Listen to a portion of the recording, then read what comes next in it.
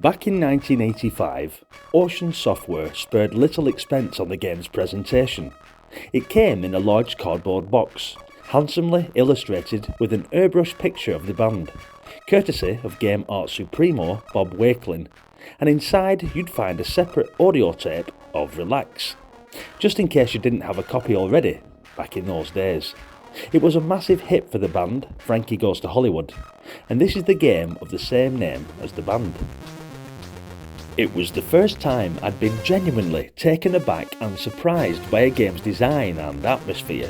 Then, as now to a certain extent, it was fairly easy to predict what a game would be like from a look at the cover or even its title. Frankie is an arcade adventure, but not quite like any that had come before it. The game's a detective story of sorts, with two separate goals. One is to discover the identity of a killer, and the other is to complete a series of minigames and make yourself into a 100% complete person, worthy of escaping Mundanesville and entering the Pleasuredome.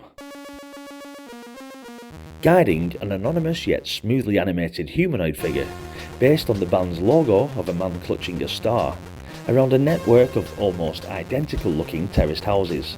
You search for clues among kitchens and living rooms full of ornaments. One house has the murder victim lying awkwardly on the floor.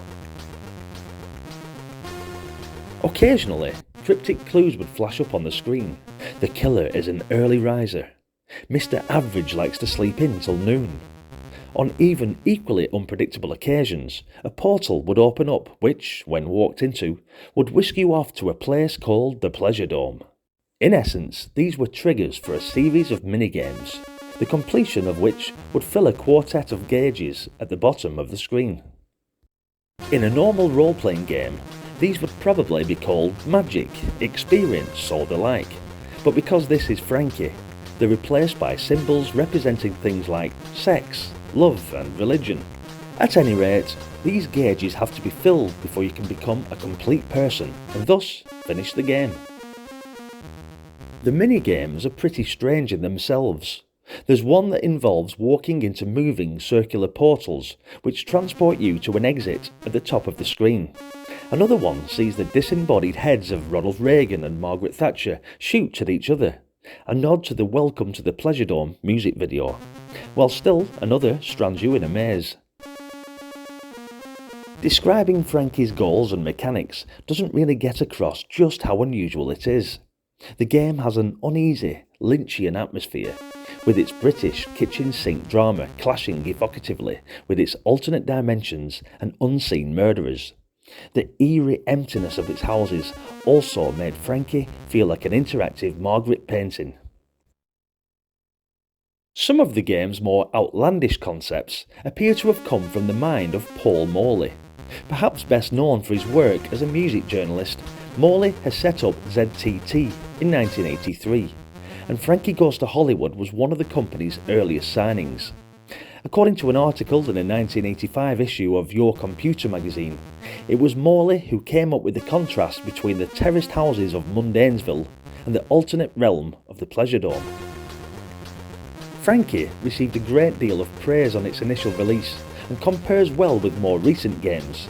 In fact, it puts a lot of them to shame. To miss this game would be a massive shame.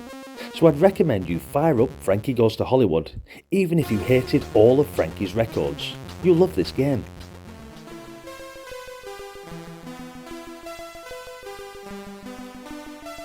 Hit the like button and let me know in the comments section. Also, if you're a fellow Commodore 64 nostalgia seeker and want to see more classic titles from the days when we were young from our favourite 8-bit computer, then please consider hitting the subscribe button and joining me on this epic journey. I really appreciate you all for supporting the channel and want to say a massive thank you for watching this video. Hopefully, I'll see you all in the next one. Until then, bye for now.